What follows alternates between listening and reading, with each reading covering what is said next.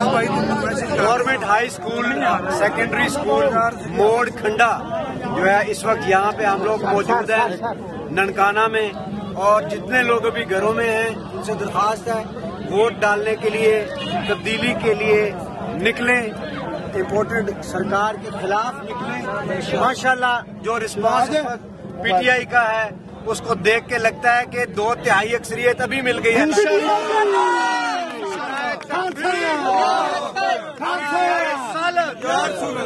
कौन बचाएगा पाकिस्तान?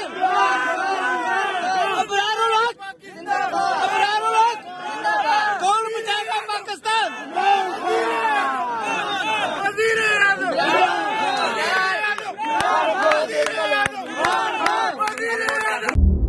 सबसे बड़ी कवरेज 16 अक्टूबर सबको मोटिवेट करें कि उन्होंने निकल के इलेक्शन में वोट डाल दिए। सबसे ज्यादा रिपोर्टर्स, सबसे बड़े पैनलिस्ट, लम्हा बा लम्हा इलेक्शन की खबर सिर्फ बोल पर।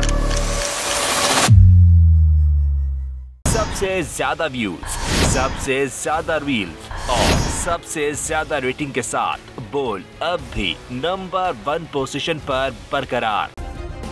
सब्सक्राइब करें और बेल दबाएं ताकि कोई खबर रह न जाए।